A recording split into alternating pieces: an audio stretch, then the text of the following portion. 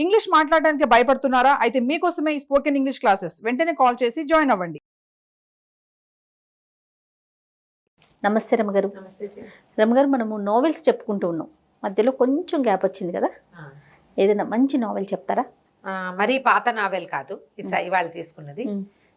ఇంచుమించు 90s లో వచ్చింది. ఓకే. దొరసాని.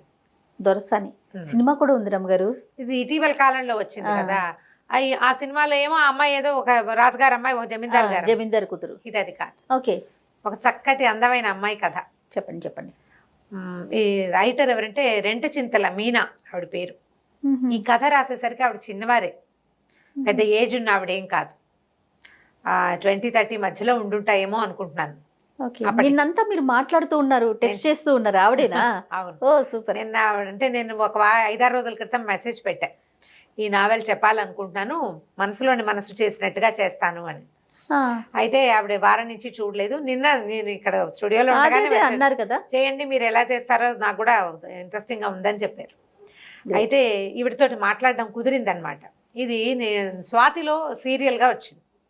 వస్తే చివరి ఎపిసోడ్ మిస్ అయ్యా నేను. కథ నాకు నచ్చింది. మామూలుగా మనకి ఒక వివాహ బంధం మీద, వైవాహికమైన వ్యవహారం మీద ఒక నమ్మకం ఉంటుంది.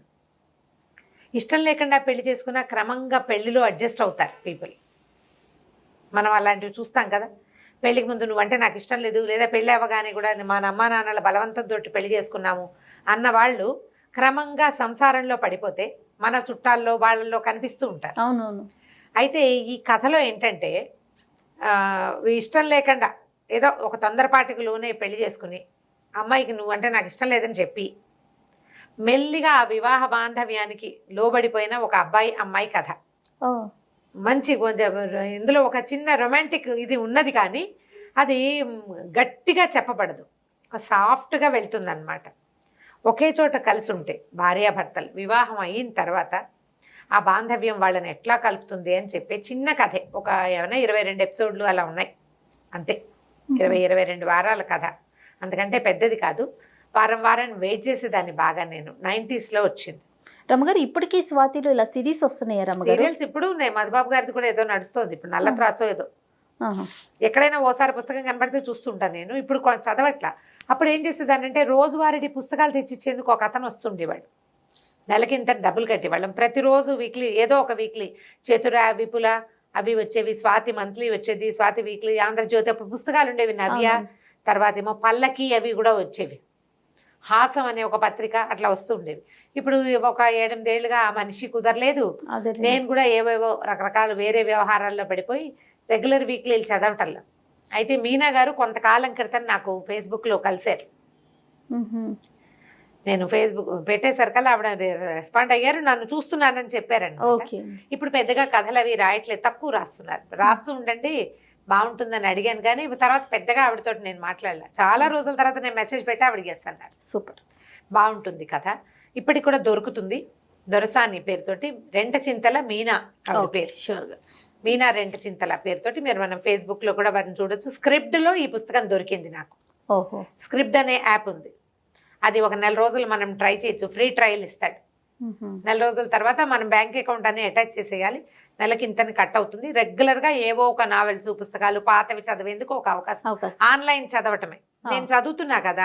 ఇప్పుడు ఆన్లైన్ చదవటం మీద నాతో డిస్కషన్ పెట్టకండి, నాకు వేరే అవకాశం లేదు, అందుకని అవే. అయితే ఈ స్క్రిప్ట్లో దొరికిన పుస్తకం, ఈ పుస్తకం దొరికాకే నేను వారితో కనెక్ట్ అయ్యాను. ఈ కథ ఏంటంటే జానకి అని ఒక అమ్మాయి. ఈ అమ్మాయి ఇంటీరియర్ డిజైనరు. అమ్మ, నాన్న, తమ్ముడు, నాయనమ్మ మంచి యాక్టివ్గా ఉంటారు. ఆవిడ బాగా ఈ పిల్లని అన్ని రకాలుగా చక్కగా చూసుకుంటారు. కథా ప్రారంభం మనకి ఎట్లా కనపడుతుందంటే జానకి, విహారీ భార్యాభర్తలు. విహారీకి GMగా ప్రమోషన్ వస్తుంది. ఇంటికి వెళ్తాడు. 2 పిల్లలు వాళ్ళకి. ఓ పిల్లాడు ఒక 4-5 క్లాసులు, 4వ క్లాసు పిల్లాడు ఒకడు, చిన్న పిల్లాడు ఒక 5 ఏళ్లవాడు, అట్లా 2వ పిల్లాడు. వాడు ఎప్పుడు పక్కింట్లో ఆడుకుంటున్నట్టుగా చూపిస్తారు. మన దగ్గర కూడా ఉంటారు, అంతే పక్కింటికి వెళ్ళిపోతారు చూపిస్తారు. ఆ రోజు రాత్రి విహారీ అనుకుంటాడనమాట, తను ఆలోచిస్తాడు, 7-8 ఏళ్ల క్రితం ఈ జానకితో నేను క్షణం బతకలేను అనుకున్నాను, ఇప్పుడు జానకి లేకపోతే నేను క్షణం బతకలేనట్టుగా అయిపోయాను.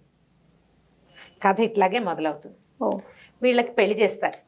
జానకికి విహారికి పెళ్ళవుతుంది. పెళ్ళైన రెండో రోజే సెకండ్ డే అత్త మావలకి అమ్మా నాన్నకి టీ తెస్తుంది జానకి. అప్పుడు విహారి అరుపులు వినపడతాయి అమ్మాయికి. నా పెళ్ళి నా గొంతు కోసేశారు, మీరు ఇట్లా మోసం చేశారు నన్ను అని చెప్పేసి అమ్మా నాన్నల మీద చెడా పోట్లాడతాడు. ఏం జరిగిందో అర్థం కాదు. వాళ్ళమ్మా నాన్న వీళ్ళమ్మా నాన్న ఇద్దరి మీద అరుస్తాడు, మీరు నన్ను మోసం చేశారు, మోసం చేసి పెళ్లి చేసేశారు. ఆ అమ్మాయి అప్పుడే వచ్చేసరికల్లా అతనికి ఏం చేయాలో అర్థం కాదు. ఈ అమ్మాయిని ఏమంటాడంటే, చీ నీ మొహం నేను చూడను, నువ్వంటే నాకు పరమసహ్యం అంటాడు. పిల్ల బిక్క చచ్చిపోతుంది, ఏం చేయాలో అర్థం కాదు, అసలు ఏం జరిగిందో తెలియదు.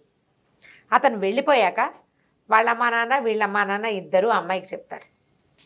వీళ్ళమ్మా నాన్న కూడా తెలుసు ఇతనికి ఇంతకు ముందే ఒక అమ్మాయితో ప్రేమ వ్యవహారం ఉంది, కళ్యాణి ఆ అమ్మాయి పేరు. అయితే ఆ అమ్మాయి నుంచి తప్పించారు ఇతన్ని అమ్మా నాన్న ప్లాన్డ్గా తప్పించి ఈ అమ్మాయిని ఇచ్చి పెళ్లి చేశారు. ఏమని చెప్పారు అని అడిగింది. ఈ అమ్మాయి ఏంటంటే మితభాషి, కొంచెం తక్కువ మాట్లాడుతుంది. ఏమని చెప్పారు అంటే, అమ్మాయికి బ్రెయిన్ ట్యూమర్ అని చెప్పాం, ఆ అమ్మాయికి ఏదో హెల్త్ ఇష్యూస్ ఉన్నాయి. అంతకుముందే వీళ్ళిద్దరికి చాలా గొడవలు ఉన్నాయి. ఎవరికి? కళ్యాణికి విహారికి గొడవలు ఉన్నాయి. ఈ అమ్మాయికి బ్రెయిన్ ట్యూమర్ అని తెలిసాక అయితే ఈ అమ్మాయి ఏమనుకుంటుంది, బ్రెయిన్ ట్యూమర్ అని తెలిస్తే ఇంకా అమ్మాయిని సపోర్ట్ చేయాలి కానీ వీడు పెళ్లి చేసుకోవటం ఏమిటి అనిపిస్తుంది ఈ పిల్లకి. అక్కడ జరిగిన వ్యవహారాలు ఏంటో వాళ్ళకి తెలీదు, ఈ అమ్మాయికి సరిగ్గా తెలియదు. అక్కడి నుంచి వాడు గట్టిగా అరిచాడు కదా, నువ్వంటే నాకు అసహ్యం, నీ మొహం నేను జన్మలో చూడండి అన్నాడు. అమ్మాయికి ఏం చేయాలో తెలీదు. వాళ్ళ అమ్మ నాన్న ఏమంటారు, ప్రేమంగా సర్దుకుంటుంది అనుకున్నాము, మెల్లిగా చూద్దాం, నీకు ఇష్టం లేకపోతే డివోర్స్ తీసుకుంది. కానీ ఆ మాట అంటే నిన్న పెళ్ళయింది, ఇవాళ డివోర్స్ అంటే అదేదో చేయకుండా ఉండాల్సింది కదా కదా. వీడు ఇట్లా రియాక్ట్ అవుతాడు అనుకోలేదు. పెళ్ళైన రెండో రోజే వాడికి నిజం తెలిసిపోయింది ఆ అబ్బాయికి. సరే ఏం చేస్తుంది, బిక్కమొహం వేసుకుని కూర్చుంటుంది. సరే లోపలికి వెళ్తే వాళ్ళ నాయనమ్మ ఏమంటుంది, వాళ్ళ నాన్న కొంచెం ఆలోచించు, డివోర్స్ తొందరపడద్దు, ఆలోచించమంటాడు. ఇవి పెద్దగా వాళ్ళ నాన్న లెంగ్దీగా సంభాషణలు ఉండవు, కొంచెం సింపుల్ గానే ఉంటాయి.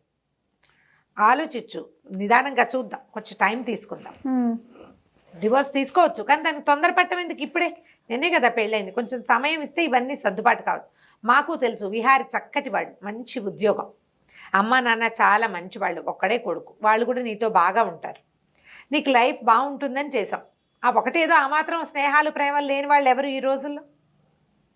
బాగుంది కదా ఆలోచన, బాగుంది. సరే అక్కడి నుంచి నాయనమ్మ ఏమంటుంది, నాయనమ్మ ఏదో సర్ది చెప్పడానికి ట్రై చేస్తుంది. ఏమంటుందంటే, నువ్వు మేము క్లబ్కి వెళ్తే ఆవిడ ఒక క్లబ్కి వెళ్తుంటారు, యూత్ క్లబ్, క్లబ్కి రమ్మంటుంది.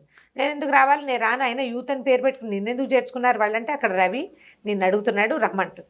ఆ రవి అనేవాడికి ప్రపోజ్ చేస్తారు నాయనమ్మ. అతను చెస్ బాగా ఆడతాడు ఆవిడతోటి. ఈవిడేమో అమ్మాయి ఏమందంటే, అమ్మ నీకు నచ్చేది ఏమైనా ఉందా, రవి నీతో చెస్ ఆడతాడు కాబట్టి నన్ను ఇచ్చి పెళ్లి చేయాలనుకుంటున్నావు అంతే కదండి, మరి నువ్వు విజయ్ని ఎందుకు చేసుకోవాలనుకున్నావు అని అడుగుతుంది. ఈ అమ్మాయి జీవితంలో కూడా ఒక అబ్బాయి ఉన్నాడు, ఆ అబ్బాయితోటి అమ్మాయికి ఒక సమస్య, అందుకని వదిలిపెట్టేసింది. ఇవి జరుగుతాయి కదా, ఫ్రెండ్స్ ఉంటారు, పెళ్లిళ్ళ మాటలు వస్తాయి, వాళ్ళతోటి పడలేమనుకుని మానేసుకుంటారు.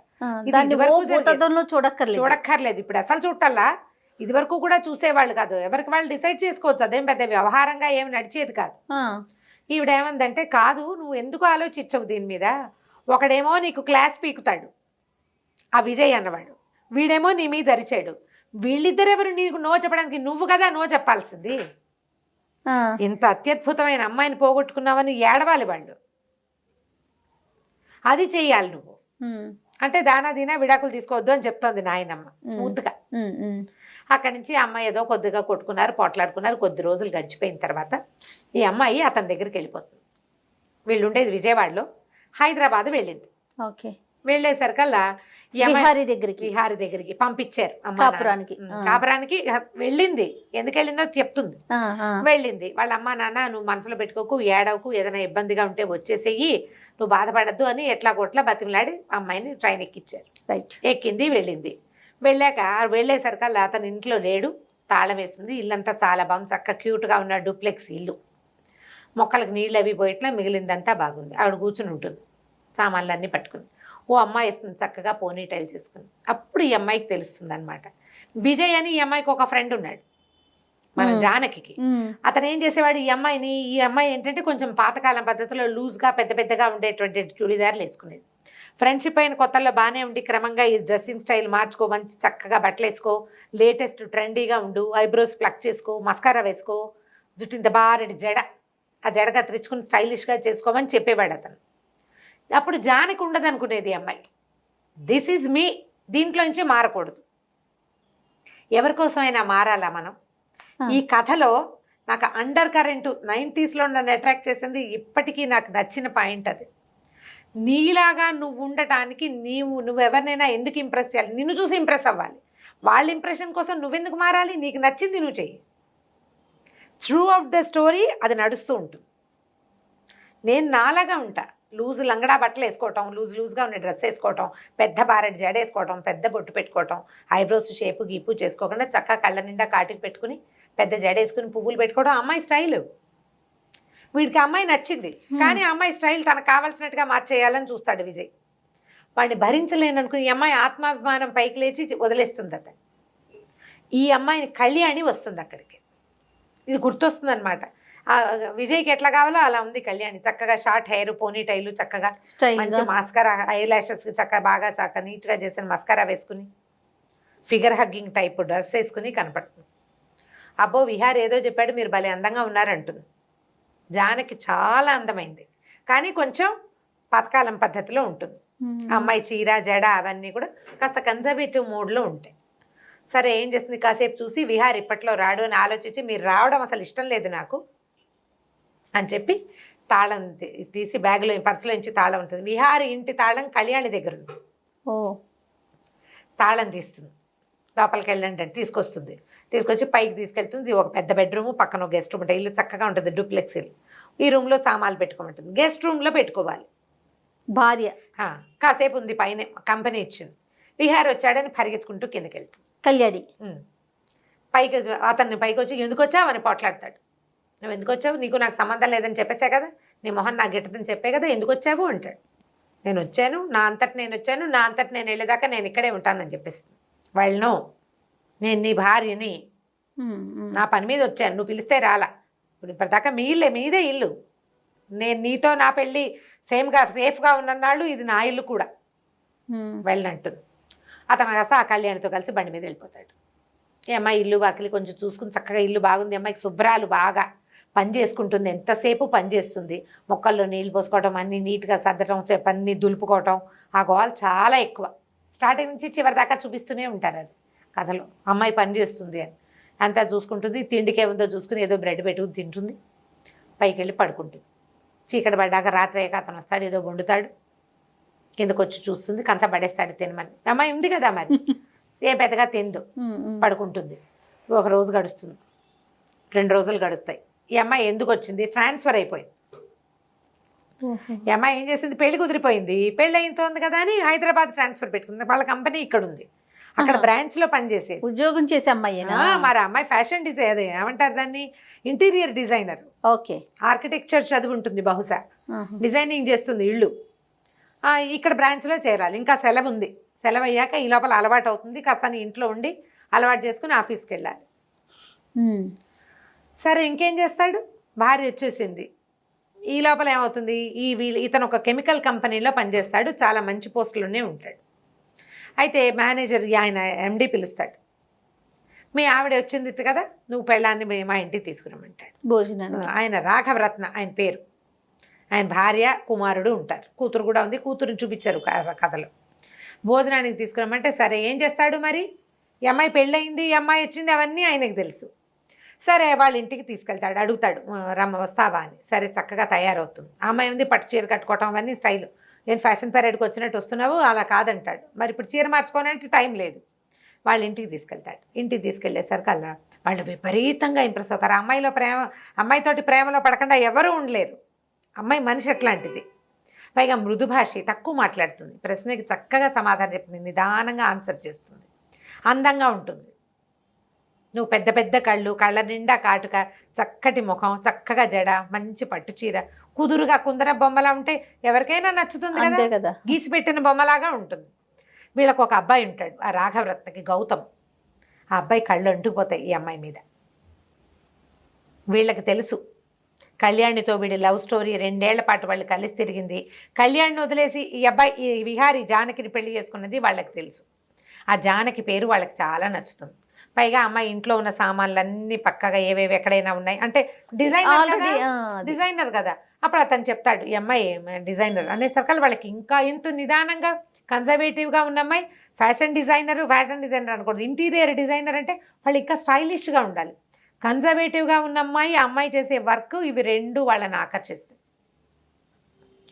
అక్కడి నుంచి కొద్ది రోజులు ఇట్లా గడుస్తుంది. పెద్దగా వీడేమంటుంది, మీరు ఎవరు ఎలా పని చేసుకుంటున్నావు ఏంటి అని అడుగుతారు. నేనే చేసుకుంటాను, పని మనిషి లేదంటే ఒక అమ్మాయిని పంపిస్తానంటారు. మర్నాడు పొద్దున ఒక కాంతమ్మని ఒక పని అమ్మాయిని పంపిస్తారు. ఓ 40-50 ఏళ్ళు మధ్యలో. ఆవిడ వచ్చి ఇక్కడ వీళ్ళ ఇంట్లో స్థిరపడుతుంది. వద్దంటారు. 400 జీతం అంటే చాలా ఎక్కువ. 90sలో 400 ఎక్కువ.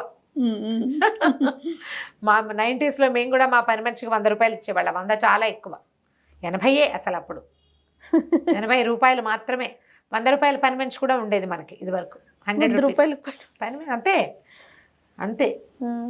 ఈఎస్ఐ నుంచి లోపల రావడానికి 2 రూపీస్ ఇచ్చేవాళ్ళు అంజయ్. ఆటోకి 2 రూపాయలు ఆటో. అప్పటికి షేర్ ఆటోలు ఉన్నాయి రమ్మగారు, నార్మల్ ఆటోలా? షేర్ ఆటోనే. మా ఈఎస్ఐలో ఎక్కితే మా ఇంటి దగ్గర మా ఏజీ కాలనీ ఎక్కి దింపడానికి 2 రూపీస్. సూపర్. సరే వద్దంటారు కానీ అమ్మాయిని ఉంచుకుంటారు. ఈ లోపల ఏమైంది, పిలిచారు కదా వీళ్ళ ఇంటికి పిలిచి నిన్ను మేనేజర్ని చేస్తున్నాము, తర్వాత ఏమో నీకు కారు ఇస్తాము అని చెప్పాడు రాఘవరత్న. ఈ అమ్మాయి జానకి విహారీ వాళ్ళ ఎండి కదా. Okay okay. కారు వచ్చింది, పని మేనేజర్ పోస్ట్ వచ్చింది, పని మనిషి వచ్చింది. ఓహో. ఏమంటుంది, ఇప్పుడు పని మనిషిని వద్దన్నామనుకో బాగుండదు కదా. మీ ఓనర్ పంపించింది కారు, ఎండి పంపించింది పని మనిషి కదా అని పని అమ్మాయిని ఉంచుకుంటారు. నేను రేపొద్దున వెళ్ళిపోతా, అప్పుడు నీకు ఇంట్లో ఉంటుంది తోడు. ఈ అమ్మాయి వెళ్ళిపోతుందని ఫిక్స్ అయ్యే ఇద్దరు. ఓకే సరే అక్కడి నుంచి కాంతమ్మ మెల్లిగా అమ్మాలి. ఇప్పుడు అమ్మాయి అయిందనుకో వీళ్ళిద్దరు చెరో గదిలో ఉంటారు అనే సంగతి తెలిసిపోతుంది. జానకి కరెక్ట్గా క్రాప్ చేసినట్టుగా ఉండే మనస్తత్వం. ఆ అమ్మాయి కట్ చేసేస్తుంది. ఇక నీకు అక్కర్లేదు అని చెప్పగలదు పని మనిషికి. ఎక్కువ ఇన్వాల్వ్ అవ్వనివ్వదు. పై గదుల్లోకి రానివ్వకుండా ఉంచుకుందామంటూ ఆ అమ్మాయి పనిచేస్తుంది, ఈ అమ్మాయి పనిచేస్తుంది. వాకిట్లో జామ చెట్లు ఉంటాయి, జామ పళ్ళు కోసి జామ చేస్తుంది. జామకాయలతోటి జామ చేస్తే నా చెట్లు ముట్టుకోవద్దని పోట్లాడతాడు కానీ జామ సీసా మాత్రం ఖాళీ చేస్తాడు. అతను ఈ అమ్మాయి ప్రజెన్స్కి అలవాటు పడతాడు. అమ్మాయి అతి నీట్గా ఉండే మనిషి. ఇల్లు శుభ్రం చేస్తుంది బాగా. ఇంట్లో ఒక ప్రత్యేకమైన వెలుగు, పక్కలు శుభ్రంగా ఉండటం, ఇల్లు ఎప్పుడు నీట్గా. ఆ డిఫరెన్స్ తెలిసిన ఇంట్లో రాగానే ఒక ప్రశాంతంగా అవుతుంది. క్రమంగా ఈ కళ్యాణికి తెలుస్తూ ఉంటుంది ఇతను ఈ అమ్మాయికి అలవాటు పడిపోతున్నాడు అని. ఇంతలో ఏమవుతుంది, ఆఫీస్ ఆయన ఏమంటాడు, తాజ్లో పార్టీ ఇవ్వాలని చెప్తాడు. ఆఫీసు ఎండి నేను ఇస్తాను అని చెప్తాడు ఆయన. ఆఫీసులో మరి పెళ్లి చేసుకున్నావు, రిసెప్షన్ ఇవ్వద్దు. చచ్చినట్టు ఇతను తనే పార్టీ ఇవ్వడానికి ఒప్పుకుంటాడు. రాఘవరత్న వాళ్ళకి నా భార్య అని క్యాజువల్గా చెప్తాడు. ఈ జానకి మొదటి రోజు నుంచి భర్తతో ప్రేమలో పడుతుంది. తను ఒక హ్యాండ్సమ్గా ఉండే మంచి అబ్బాయి, పోట్లాటకోరు, కాస్త జయ్యమంటాడు. ఎవరో అమ్మాయితో ప్రేమలో ఉన్నాడు కానీ వీడు నా మొగుడు అనే ఒక ఫీల్ ఉంటుంది కదా, ఇతను నా సొంతం అనే భావన, పెళ్ళి, అది ఆ ఫీలింగ్తో ఎంతసేపు అతని మీద ఒక ఆకర్షణ ఉంటుంది. అమ్మాయికి చాలా ఆకర్షణ ఉంటుంది భర్త మీద. కథ అంతా జానకి మీద నడుస్తుంది. జానకి ఆకర్షణ ఉన్నట్టు చూపిస్తారు. విహారికి చివర్లో అతను ఏ పాయింట్ల వల్ల ఈ అమ్మాయికి అట్రాక్ట్ అయ్యాడు అనేది అక్కడో వాక్యమే కనపడుతుంది కానీ అతని మీద ఆవిష్కరింపబడదు. అమ్మాయి వైపు నుంచి రాసిన కథ అనమాట. ఓకే, చదివితే భలే ఇంట్రెస్టింగ్గా సరదాగా ఉంటుంది. ఎవరో మన పక్కింట్లో ఒక కథని మనం చూసిన భావన కలిగిస్తారు. మీనా బాగా రాస్తారు. అక్కడి నుంచి ఏమవుతుంది, రిసెప్షన్ పార్టీ ఇస్తారు, జనాలంతా చేరతారు, ఆఫీస్ వాళ్ళందరికీ కూడా ఈ అమ్మాయి నచ్చుతుంది. ఇప్పుడు ఆఫీసులో ప్రతి వాళ్ళకి కూడా ఈ నా భార్య అని చెప్పాలా, ఒక క్యాజువల్గా ఆ భార్య అన్నప్పుడల్లా ఈ అమ్మాయికి ఒక సంతోషం వస్తుంటుంది లోపల నుంచి. అతను క్యాజువల్గా ఒక సాధారణ పదంగా చెప్పగలుగుతాడు. పార్టీ ఇచ్చాడని పోట్లాడుతుంది కళ్యాణి. నువ్వు పెళ్ళామని అందరికీ చెప్తావా, ఈ అమ్మాయిని ఇంట్లో ఉంచుకోవటం కాకుండా మీ ఎండి ఇంటికి తీసుకెళ్ళావు, ఆఫీస్ పార్టీ ఏం చేస్తాడు, మేనేజర్గా ప్రమోషన్ వచ్చింది, కారు ఇచ్చారు, కారుకు ఒక డ్రైవర్ని ఇచ్చారు. ఆ అమ్మాయి ఆఫీస్లో చేరుతుంది, పెళ్ళయిందని చెప్తుంది కానీ భర్తను వాళ్ళకి చూపించదు. ఇతను వాళ్ళ ఆఫీస్కి రాడు, అతను కారు వాడుకోదు, నేను బస్సులోనే వెళ్తానంటుంది. మెల్లిగా రోజులు గడిస్తే ఓ రోజు వాళ్ళ అమ్మా నాన్న వస్తారు, 2 రోజులు ఉంటారు. అమ్మా నాన్న వస్తే మనం విడివిడిగా ఉంటున్నామనే విషయం తెలిసిపోతుంది. ఇప్పట్లో చెప్పకూడదు వాళ్ళకి. మెల్లిగా ఈ అమ్మాయి బెడ్ అతని రూమ్లోకి షిఫ్ట్ అవుతుంది. ఆ 2 డేస్ ఒక చిన్న క్లోజ్నెస్ వస్తుంది. వాడు అతనికి తను క్లోజ్ అవుతున్నాడని తెలిసి ఏదైనా ఒక చిన్న తేడా రాగానే వెంటనే బిగిసిపోతూ ఉంటాడు. కళ్యాణిని వదులుకోలేడు, చాలా ప్రేమిస్తాడు ఆ అమ్మాయిని. ఇంతలో ఏమవుతుంది, ఈ రాఘవరత్న కొడుకు గౌతము ఈ అమ్మాయి కోసం రావడం మొదలు పెడతాడు. జానకి కోసం బయటకు వెళ్దాన్ని రమ్మని పిలుస్తాడు. లంచ్కి వస్తావా అని అడుగుతాడు. ఫస్ట్ టైం ఊరికే వెళ్తుంది. ఎందుకంటే ఆ అమ్మాయి చదువుకునే చదువు ఎలాంటిది, పల్లెటూరు బయట కాదు, చాలా మంది స్నేహాలే ఉన్నాయి. ఎవరితోటైనా లంచ్కి వెళ్ళటము, కాసేపు మాట్లాడటం అవేం క్యాజువల్ గా తప్పులు కావు. తీసుకుంటుంది తను. మంచి ఉద్యోగం తనది. అమ్మాయి చేసే ఉద్యోగంలో కలీగ్స్ తోటి కూడా ఫ్రెండ్లీగా ఉంటుంది. వెళ్తే అతను ఓపెన్ గానే చెప్తాడు, నాకు మీరు నువ్వు ఇష్టం ఎలాగో కళ్యాణి ఉంది, అతను నిన్ను వదిలిపెట్టేస్తాడు, డివోర్స్ తీసుకుని నన్ను పెళ్లి చేసుకోవాలి, ఓ నేను డివోర్స్ తీసుకున్నా నేను చేసుకోను అంటుంది. ఆ అమ్మాయిని ఇది అడిగి మళ్ళీ కలుసుకోవడానికి ఒప్పిస్తాడు. ఈ అమ్మాయికి నో చెప్పే అవకాశం ఇవ్వడు. నో చెప్పే అవకాశం అసలు ఇవ్వకుండా బాగా కబుర్లు చెప్తాడు, బాగా మాట్లాడిస్తాడు.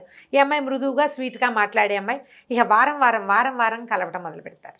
కళ్యాణి విహారీ కలుస్తూ ఉంటారు, గౌతము జానకి కూడా కలుస్తూ ఉంటారు. కొద్ది రోజులకి ఇతనికి విహారీకి తెలుస్తుంది జానకి గౌతమ్ తోటి బాగా తిరుగుతోంది బయటికి అని. కానీ ఈ అమ్మాయి ఎప్పుడూ అతనికి చనువివ్వదు. అతను ఆ ప్రశ్నని మళ్ళీ దొహరాయించడు. తనని ఆ అమ్మాయికి అలవాటు చేయాలని చూస్తాడు. ఈ ఏమవుతుంది, కళ్యాణి ఒక 2 రోజులు ఎక్కడికో తీసుకెళ్తుంది. విహారీ బయటకు వెళ్ళిపోతారు, ఎక్కడికో వెళ్తారు.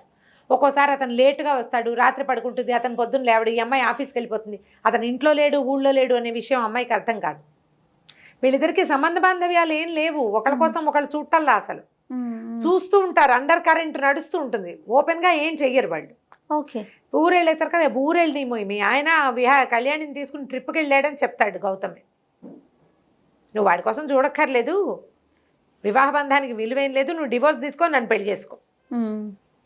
ఇదే నడుస్తూ ఉంటుంది. అమ్మాయి ఆఫీస్కి వెళ్తుంది, వీడు ఆఫీస్కి వెళ్తాడు. అట్లా ఏమేం చేస్తున్నారు, ఎట్లా వీళ్ళు ఒకళ్ళకి దగ్గర అయ్యారు అనేది ఒక్కొక్క వాక్యంలో మాత్రమే తెలియజేస్తారు కథలో. ఒకరోజు ఈ రాఘవరత్నం మళ్ళీ ఏం చేస్తారు, మా ఇంటికి రా అని పిలుస్తారు. ఈ అమ్మాయిని ఒక్కదాన్నే, విహారి లేడు నువ్వు రా అంటారు. వెళ్తుంది వాళ్ళ ఇంట్లో లంచ్కి. వాళ్ళు అదేదో పండగలాగా ఫీల్ అయ్యి చాలా బాగా ఉంటారు. ఈ గౌతము అమ్మాయి వెనకాలే ఉండి అమ్మాయికి లైన్ వేస్తున్నాడు అనమాట. లైన్ వేయటమే కొంచెం హుందాగా చేస్తాడు, చిల్లరగా కాదు. వీడికి నో చెప్పాలి అనుకుంటుంది కానీ అసలు అతను ఆ వాక్యాలు రానివ్వకుండా ఫ్రెండ్షిప్ చేస్తాడు. స్నేహంగా ఉంటారు. అక్కడికి ఇక్కడికి తీసుకెళ్తాడు, లంచ్కి డిన్నర్కి, బాగానే ఉంది. కొద్ది రోజులు, ఇంకా కొన్ని రోజులు గడుస్తాయి, నెలలు గడిచినాయి అనమాట. ఈ అమ్మాయి ట్రాన్స్ఫర్ తీసుకుని వెళ్ళాలి. కానీ వీడిని వదిలిపెట్టి వెళ్దామని ఉండదు, ఆ విహారిని వదలలేకుండా ఉంటుంది. అది గట్టిగా చూపించరు. పాపం ప్రేమలో ఉన్నాడు అనుకుంటూ ఉంటుంది కానీ అతను వదిలేద్దాం అనిపించట్లేదు మనసు లోపల. ఒకరోజు రాఘవరత్నే నేను లంచ్కి రమ్మని అమ్మాయిని పిలుస్తాడు. పిలిచి ఏమిటి నీ జీవితం, ఏంటి కళ్యాణ్తోనే తిరుగుతున్నాడు, నా కొడుకు పెళ్ళైన ఆడపిల్ల వెనకాల పడ్డా నాకు ఇష్టం లేదు అని చెప్తాడు. మీ అబ్బాయికి చెప్పాలిగా ఆ మాట అనుకుంటుంది. పెళ్ళైన ఆడపిల్ల వెనకాల పడద్దంటే అతను ఏంటంటే ఈ అమ్మాయి డివోర్స్ తీసుకుంటుంది, ఈ అమ్మాయిని తను సొంతం చేసుకోవాలని చూస్తాడు. ఈ విహారికి ఈ అమ్మాయి ఫ్రీక్వెంట్గా గౌతమ్తో తిరుగుతోందని, వెళ్ళిపోతోందని ఒక మంట వచ్చేస్తుంటుంది లోపల నుంచి. తనకి ఎందుకు మంట వస్తుందో వాడికి అర్థం కాదు పాపం అతనికి. ఇలాగే నడుస్తుంది కథ, బాగుంటుంది. ప్రతి ఎపిసోడు మంచి ఇంట్రెస్టింగ్గా కనిపిస్తుంది అనమాట. అక్కడి నుంచి కాంతమ్మ వీళ్ళిద్దరికీ పడట్లేదని, వీళ్ళు సరిగ్గా ఉండరని, కళ్యాణ్ వచ్చి వీడి వెనకాల తిరుగుతుందని, రేపు నాటికి ఈ పెళ్లి విచ్ఛిన్నమైపోతుందేమోనని అర్థమైపోతుంది. పెద్దది కదా, చూస్తోందిగా ఈ అమ్మాయి ఎంత బుద్ధిమంతురాలో, అతను ఎంత మంచివాడు. కానీ వీళ్ళిద్దరి మధ్య ఒక అనుబంధం ఉంది. ఆ మూడో అమ్మాయి కళ్యాణిని చూస్తే విసుగు. ఓ రోజు రాత్రి వాకిట్లో ఎక్కడో ఉన్న గుడికి బయలుదేరుతుంది. 9 గంటల తర్వాత ఇక్కడ గుట్ట మీద గుడి ఉందంటే ఆ అమ్మాయితో పాటు వెళ్తాడు. నిశ్శబ్దంగా నడవటం, వెన్నెల్లో ఆ వెన్నెల్ని ఆస్వాదించటం, మాట్లాడకుండా ఉండటం. అక్కడికి వెళ్ళి కూర్చున్నాక అప్పుడు ఒకళ్ళ సంగతులు ఒకళ్ళు మాట్లాడుకుంటారు. అసలు సంగతి చెప్తాడు, ఎందుకు కళ్యాణ్ని వదిలిపెట్టి తనని చేసుకున్నాడో ఈ అమ్మాయికి అప్పటిదాకా తెలియదు. ఇది ఈ కథకి కీలకం. అమ్మాయి చెప్తుంది, అబ్బాయి ఒకళ్ళకొకళ్ళు చెప్పుకుంటారనమాట. కళ్యాణ్కి సమ్ ఫుడ్ ఎలర్జీ ఉంది. ఆ ఫుడ్ ఎలర్జీ ఏంటంటే ఆ ఫుడ్ తీసుకున్నప్పుడు ఆ అమ్మాయికి తెక్కొచ్చింది, పోట్లాడుతుంది, దుర్భాషలాడేస్తుంది. ఎందుకు ఆ అమ్మాయి ఇరిటేట్ అవుతుందో అమ్మాయికి తెలీదు, ఎవరికీ అర్థం కాదు. ఆ అమ్మాయి ఒక సైక్రియాటిస్ట్ అపాయింట్మెంట్ తీసుకుంటే సైక్రియాటిస్ట్ రకరకాల టెస్టులు అవి ఇవి చేసిన తర్వాత ఫుడ్ ఎలర్జీ కారణమని కనిపెట్టాడు. ఎప్పుడు వీడితో పోట్లాడుతుంది, అన్నిటికీ విసుకుంటుంది, ఎంతసేపు అలుగుతుంది, ఏడుస్తుంది, నీ మొహం నేను చూడంటుంది, నా మొహం నువ్వు చూడద్దంటుంది, మళ్ళీ వచ్చేస్తుంది మామూలుగా. ఆ ఫుడ్ పొట్లోంచి బయటకు వెళ్ళిపోయాక మళ్ళీ మామూలు అయిపోతుంది. అయితే ఈ సమయంలో ఏమైంది, అమ్మాయి సైకాలజిస్ట్ దగ్గరికి, డైటీషియన్ దగ్గరికి అలా తిరుగుతూ ఉంటుంది. కానీ ఇతనికి నిజం చెప్పాల, సిగ్గుపడిందిట అమ్మాయి, సిగ్గుపడి చెప్పలేదు. చెప్పక ఇప్పుడు ఫుడ్ ఎలర్జీస్ని ట్రై చేయాలంటే మనం తినేవన్నీ ఈ పదార్థాలన్నీ తీయాలి కదా, ప్రతిదీ ట్రై చేసి వస్తుందా రావట్లేదో చూసుకోవాలి. ఈ ట్రయల్స్లో ఇతనితోటి కొంచెం తగ్గించుకుంటుంది. ఈ సందట్లో ఆ అమ్మాయి ఒక సైకాలజిస్ట్ దగ్గరికి, ఒక సైకియాట్రిస్ట్ దగ్గరికి వెళ్తున్నది వీళ్ళ అమ్మా నాన్న చూశారు. వీళ్ళిద్దరికి కొట్లాటలుగానే ఉంది. ఆ అమ్మాయికి బ్రెయిన్ క్యాన్సరో బ్రెయిన్ ట్యూమరో అని చెప్పారు. ఇతను నీకు బ్రెయిన్ ట్యూమరా, బ్రెయిన్కి సంబంధించిన జబ్బు ఉందా అని నిలదీసి అడిగినా ఆ అమ్మాయి నిజం చెప్పదు. ఎందుకు నిజం చెప్పలేదు అని పెళ్ళైన రోజుని అతనికి పెళ్ళని అమ్మాయికి తెలిసింది. ఏడుస్తూ ఫోన్ చేసింది, ఇది నా సమస్య, ఇప్పుడు చాలా మటుకు క్లియర్ అయిపోయింది 99%. అంతా క్లియర్ అయ్యాక నీకు చెప్పాలనుకున్నాను, ఈ లోపల నువ్వు తొందరపడిపోయావని ఏడిచి మొత్తుకుంది. నీకు బ్రెయిన్ ట్యూమర్ అని మా అమ్మ నాన్న చెప్పారంటే, కాదు నేను వెళ్ళిన సైకాలజిస్ట్ దగ్గరికి, ఇదిగో అని పెళ్ళైన రోజు రాత్రో పొద్దున్న మొత్తం ప్రూఫ్స్ చూపించేసి. వీళ్ళమ్మ వాళ్ళేంటి, అతని తల్లిదండ్రులు ఆ పిల్లవాళ్ళకి నచ్చల, దాని స్టైలు, దాని వేషం, దాని అలకలు, దాని దురుసు ధోరణి, యాటిట్యూడు వీళ్ళకి నచ్చలేదు. వాళ్ళకి ఒకే పిల్లాడు, కుదురుగా ఉన్న పిల్లని చేయాలనుకున్నారు. తమ ఫ్రెండ్ కూతురునిచ్చి చేయాలన్న ఉద్దేశంలో ఉండి ఈ పిల్లని తప్పించారు. ఇది అందరూ సహజంగా అమ్మా నాన్న చేసేది. అందరు అమ్మా నాన్నలు చేస్తారు. ఆడపిల్లల విషయంలోనూ చేస్తారు, మగపిల్లల విషయంలోనూ చేస్తారు. కళ్యాణి నన్ను నమ్మలేకపోయింది, నాకు నిజం చెప్పలేదు, దాంతో నేను తన్ని మిస్ అయ్యాను. 2 సంవత్సరాల నుంచి ప్రేమలో ఉన్నాం మేము. ఇప్పటికే అమ్మాయి అలుగుతుంది, మాట్లాడకుండా అతిబాగుడు కాయ. జానకి నిదానంగా ప్రవహించే నది, అందులోకి దిగితే కానీ దాని మాధుర్యాన్ని అనుభవించడం మనకు తెలియదు, ఎవరికీ తెలియదు. ఈ అమ్మాయి ఏం చెప్తుందంటే, విజయ్ ఉన్నాడు నాకు కూడా, కాకపోతే అతనితో స్నేహం ఉన్నది. నేను ఏనాడు అతనితో కంఫర్టబుల్గా లేను. చాలాసార్లు నన్ను ప్రపోజ్ చేసినా నేను నన్ను ముట్టుకొని ఇవ్వలే. నాకు అలవాటు లేని వ్యక్తులు, అసలు కొత్త వాళ్ళు నన్ను ముట్టుకుంటారు, వాళ్ళు నన్ను టచ్ చేస్తారన్న భావనే నాకు కంఫర్టబుల్గా ఉండదు. ఒక్కొక్కళ్ళకి చిన్నతనాల్లో అలాంటివి ఏర్పడతాయి. అతను ఎంతసేపు నన్ను మార్చడానికి చూస్తాడు, డ్రెస్ మార్చుకో, అది మార్చుకో, ఇది మార్చుకో. నేనుగా ఎందుకు ఉండకూడదు? మా అమ్మ నాన్నలకి విజయ్కి నచ్చలేదు. నేనేదో ఒకరోజు వాడిని వీటో చేస్తానని భావించారు. వాళ్ళు టైం కోసం వెయిట్ చేశారు. నేను వీళ్ళ సంబంధం వచ్చింది అనగానే అది వదిలేసి పెళ్ళికి తిరిగాను. నీతో పెళ్ళైతే ఈకు ఇలా వచ్చింది అని చెప్తుంది. ఒకళ్ళదొకళ్ళు చెప్పుకున్నాక వాళ్ళకి అర్థమవుతుంది. ఈ అమ్మాయి అలగదు, పోట్లాడదు, ఏదైనా విషయం ఉంటే క్లియర్గా చెప్తుంది. అతను ఆ అమ్మాయి ఎలా ఉందో అలా తీసుకుంటాడు, కానీ అమ్మాయిని మార్చాలని చూడు. తన పద్ధతి అది. క్లీన్గా ఉంటుంది, నీట్గా పని చేసుకుంటుంది, ఎప్పుడూ పని చేసుకుంటుంది, తన పని తను చేసుకుంటుంది, తన డ్రెస్సింగ్ తంది, అవి బాగుంటాయి. మొట్టమొదటి రోజున తను నల్లటి పట్టుచీర కట్టుకుని రాఘవరత్న ఇంటికి వెళ్ళడానికి రోజున తను చూసి స్టన్ అయిపోయాడని తెలుస్తుంది అమ్మాయికి. Fraction of seconds. ఎంత స్టన్నింగ్గా ఉన్నా అతనికి అలవాటైన అమ్మాయి ఉంది కదా, సరే మళ్ళీ కొంచెం సర్దుకుంటారు. ఈ లోపల ఈ గుళ్ళో నుంచి తిరిగి వచ్చేసరికల్లా మర్నాడు రేపు మళ్ళీ పగటిపూట వెళ్దామని చెప్తాడు గుడికి. పగలు గుడికి బయలుదేరేసరికి కళ్యాణ్ వచ్చేస్తాం. అమ్మాయికి కొంచెం కొంచెంగా తెలుస్తుంది. ఎంతసేపు జానకి జపం చేస్తున్నాడు. జానకి అది చేస్తుంది, జానకి ఇది చేస్తుంది, జానకి అలా చేస్తుంది, జానకి ఇలా చేస్తుంది. నువ్వు జపం చేస్తున్నావు అని చెప్తుంది. ఎక్కడికో వెళ్ళడానికి తాళాలు తీసుకుంటాను రమ్మంటుంది. ఇతనికి వెళ్ళటం ఇష్టం లేదు. రోజులు ఇట్లా తాపీగా గడుస్తాయి. ఒకరోజు గౌతమ్ని అవాయిడ్ చేయటం మొదలుపెడుతుంది. ఈ రాఘవరత్నం చెప్పాడుగా, పెళ్ళైన పిల్లతో మా అబ్బాయి తిరగడం ఇష్టం లేదని ఇతన్ని అవాయిడ్ చేయడానికి ట్రై చేస్తుంది. జానకి రానంటుంది. రాననేసరికల్లా వాడు పోట్లాడేస్తాడు వచ్చేతను. పోట్లాడితే అమ్మాయి ఏమంటుంది, ఎందుకు మన ఫ్రెండ్షిప్ని పాడు చేస్తావు, నువ్వు నేను ఫ్రెండ్లీగా ఉన్నావు, దీనికి చివరి మార్గం ఏమిటి, మన ఇద్దరం పెళ్లి చేసుకోవటమేనా, స్నేహానికి పరాకాష్ట పిచ్చేనా, స్నేహంగా ఉండకూడదా మనం, దాన్ని పాడు చేయొద్దు, మన ఇద్దరం ఫ్రెండ్లీగా ఉన్నాం, ఫ్రెండ్లీగా ఉంచు, అంతేగాని పెళ్ళి కాదు, నేను నిన్ను పెళ్లి చేసుకుంటానని ఒక్కసారి కూడా నీకు చెప్పలేదు, నువ్వు నన్ను పిచ్చివాడిని చేసావు, అలా చేసావు, ఇలా చేసావు అని తిట్టిపోస్తాడు, చాలా గొడవ చేస్తాడు. ఏ గొడవకి అమ్మాయి సమాధానం చెప్పదు. ఒకవేళ విహారికి విడాకులు ఇచ్చిన నిన్ను నేను చేసుకోను అని చెప్పు, నేను పెళ్లి చేసుకోను, అసలు నాకు ఆ ఉద్దేశం లేదు, ఇస్తానా ఇవ్వనా అనేది నా స్వవిషయం, నీకేం తెలుసు, విహారి తిరుగుతున్నాడు, విహారి తిరిగినా సరే నేను విడాకులు తీసుకుంటానో తీసుకోనో కూడా నా స్వవిషయం, అందులో నీకు సంబంధం లేదు, నువ్వు నన్ను పిచ్చివాడిని చేసావు, నీ వెనకాల తిప్పుకున్నావు, వాడికి కుళ్ళు తెప్పించడానికి నువ్వు నాతో తిరిగేవంటాడు. అలాగే అంటారు కదా, వాడు అమ్మాయితో తిరుగుతున్నాడని వాడికి శాస్త్ర చేయడానికి నువ్వు నన్ను వాడుకున్నావు అంటాడు. నేను నిన్ను వాడుకోవాలా, కేవలం ఫ్రెండ్షిపే చేశాను నీతో, కాదు కూడదు, ఇది కొంత డిస్కషన్ అవుతుంది. ఈ కళ్యాణిని వదిలించేసుకోవాలనుకుంటాడు. ఇద్దరు కలిసి, ఆ అమ్మాయి ఏమో తన ఆఫీసర్తో లంచ్కి వెళ్తుంది, కళ్యాణి వీడు ఇద్దరు వస్తారు, ఇంకొక బల మీద కూర్చుంటారు. ఎంతసేపు ఆ అమ్మాయిని చూస్తుంటాడు. కళ్యాణితో కూర్చుని జానకి మీదే ఉంటుంది అతని దృష్టి. గంధపు చెక్కలాగా కనపడుతూ ఉంటుంది మనిషి, అందంగా ఉంటుంది, ఆ కళ్ళు తిరగవు ఆమె మీద నుంచి, అలవాటైపోతుంది అనమాట. అట్లా తర్వాత అతను నన్ను ఎందుకు పిలవలేదు అంటే ఈ అమ్మాయి కూడా నన్ను చూస్తోంది అనమాట. నాకు ఎట్లాంటి అట్రాక్షన్ ఈ అమ్మాయి మీద ఉందో అమ్మాయి కూడా అదే ఉంది అని అతనికి అర్థమవుతుంది. అయితే నేను ఊరు వెళ్తాను, నాకు టికెట్ బుక్ చేయమని చెప్తుంది. ఏమంటే కాదు, ఊరు వెళ్ళటానికి 2 రోజులు ఆగి బుక్ చేస్తానని చెప్తాడు. 2 రోజులు టైం ఎందుకు తీసుకున్నాడు అమ్మాయి కూడా అర్థమవుతుంటుంది. ఇది లా ఆఫ్ అట్రాక్షన్. అంతే. ఆ కథలో ఉన్న అండర్ కరెంట్ ఏంటంటే ఒక చోట ఉండటం కనుక మొదలు పెడితే, ఒకళ్ళ పద్ధతులు ఒకళ్ళని ఇంప్రెస్ చేయటం కనుక మొదలు పెడితే ఆటోమేటిక్గా మిగిలినవన్నీ అట్రాక్షన్స్ అన్నీ పోతాయి.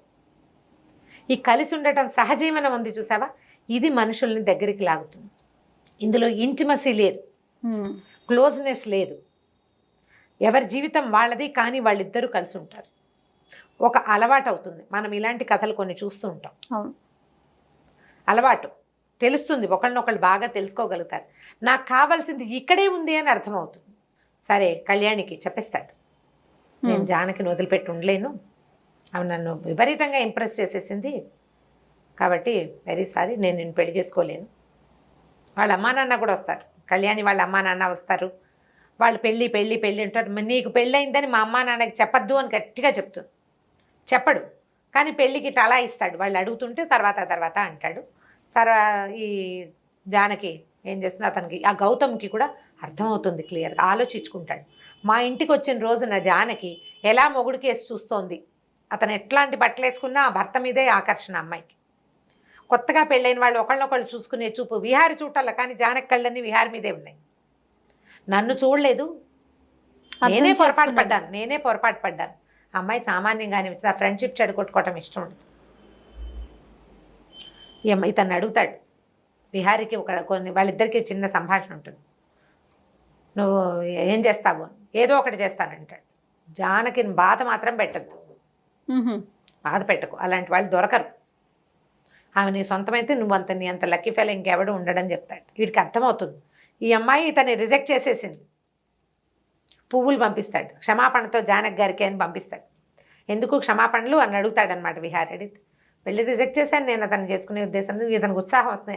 ఈ అమ్మాయికి అతని మీద ఏ ఆసక్తి లేదు, తన మీదే ఉంది అని అర్థమవుతుంది. ఆ రోజు రాత్రి పరిగెత్తుకుంటూ ఇంటికి వస్తాడు. ఈ అమ్మాయికి ఆ ఇంట్లో ఉన్న కొన్ని ప్లేసులు అవి ఇష్టం, పారిజాత పువ్వులు రాలుతుంటాయి అని, మొక్కలు అవి ఇష్టపడే అమ్మాయి కదా. వాళ్ళిద్దరూ ఒకటైపోతారు. ఆ తర్వాత హాయిగా ఉంటారు. కళ్యాణి పెళ్లి చేసుకుంటుంది. ఆ కళ్యాణి పెళ్లి చేసుకుంది అనే మాట కథ మొదట్లోనే. కళ్యాణి వచ్చింది, నువ్వు అవాయిడ్ చేస్తావని అంటోంది, మీరు అంటుంది, అవాయిడ్ చేస్తున్నాడని అంటోంది. వాళ్ళ ఆయన వాళ్ళని సంటిగాడి పుట్టినరోజుకి పిలుద్దామా అంటుంది. వాళ్ళతో ఫ్రెండ్షిప్ మెయింటైన్ చేస్తున్నారు వీళ్ళు హెల్దీగా. గౌతమ్ తోటి ఫ్రెండ్షిప్ మెయింటైన్ చేస్తారు హెల్దీగా. ఇవి ఫిజికల్ అట్రాక్షన్స్ తాత్కాలికమైనవి, మానసికమైన అట్రాక్షనే ఎక్కువ కాలం బతుకుతుంది. దీంతో కథ ఎండ్ చేసేస్తారు. ఎంత హాయిగా రొమాంటిక్గా సాగుతుంది, ఎక్కడా రొమాన్స్ కనపడదు మనకి. అండర్ కరెంట్ ఇది కనిపిస్తుంది. అమ్మాయిలు తమ ఆత్మాభిమానాన్ని కాపాడుకోవటం, పెళ్లి తీసుకునేటప్పుడు ఏవి తీసుకోవాలి, అసలు పెళ్ళికి కావాల్సింది ఏంటి అనే పాయింట్ మీదే స్టోరీ నడుస్తుంది. మీనా రెంటచింతల ఆవిడ రాసిన దొరసాని. చాలా బాగుంది రమ్మగారు, కూల్గా ఉంది. పుస్తకం దొరికితే చదవండి, స్క్రిప్ట్లో దొరుకుతుంది తప్పకుండా. ఇప్పుడు నేను చెప్పిన కథే కొంచెం లెంగ్దీగా ఒక 23 వారాలు ఏమో వచ్చిందని జ్ఞాపకం నాకు. చక్కగా ఉంటుంది, హాయిగా కూల్గా చదివచ్చు. భాష మన భాషే, లేటెస్ట్ సంభాషణలు కూడా కొన్ని ఉంటాయి, బ్రహ్మాండంగా ఉంటుంది. ప్రయత్నం చేసి చూడండి పుస్తకం కోసం. తప్పకుండా అండి. నమస్తే. నమస్తే.